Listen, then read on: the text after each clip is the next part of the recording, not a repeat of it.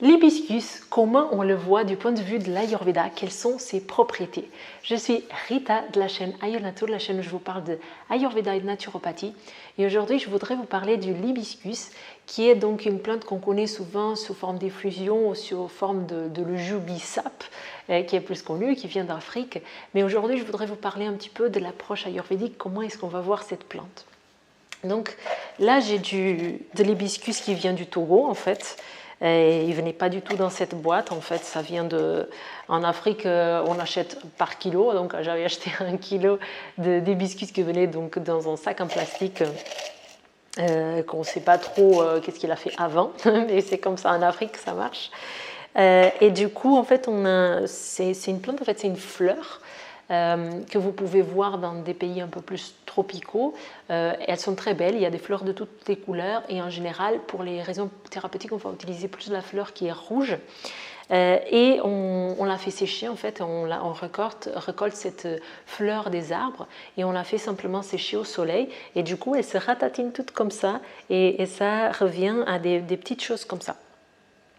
Et donc, quelles sont les propriétés de cette plante?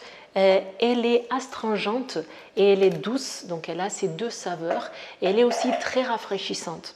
Et donc c'est très intéressant parce qu'elle pousse dans des endroits qui sont tropicaux, donc qui sont très chauds, et donc ce genre de plante, elle ne va pas pousser dans des endroits froids parce qu'elle n'est pas adaptée au climat.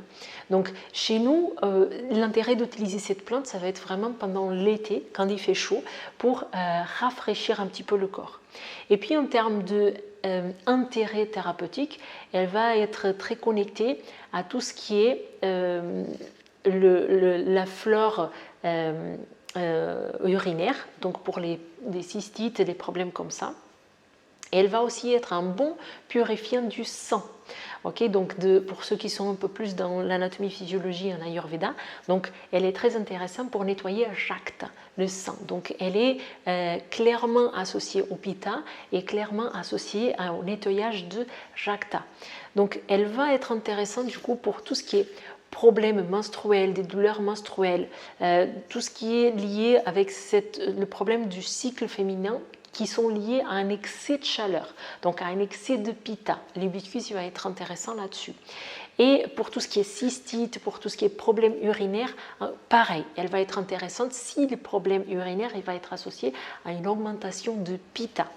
Et donc comment est-ce qu'on peut l'utiliser? C'est ça qui est chouette chez cette plante, c'est qu'elle est très sympa en tant que remède en fait, parce qu'on prend 7 grammes de cette plante, on la met dans 1 litre d'eau tout simplement et du coup on va le faire bouillir et on va laisser refroidir et quand la boisson elle est fraîche on va la prendre vraiment comme si c'était un jus.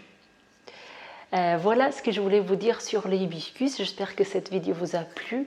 Donc j'ai envie de faire un peu plus de vidéos comme ça où je vous montre un petit peu qu'est-ce qui se passe en cuisine maintenant que j'ai finalement une cuisine que je peux vous montrer. Mais c'est vrai que ce type de vidéo, elle me demande un peu plus de montage, un peu plus de tout ça, quoi. Donc j'attends de voir votre retour parce que si c'est plus simple d'avoir juste les vidéos comme ça où je parle, c'est vrai que c'est plus simple pour moi aussi. Donc n'hésitez pas à mettre vos retours dans les commentaires et comme ça on discute et que je continue à améliorer ma chaîne. Je vous souhaite une bonne journée et je vous dis à très bientôt.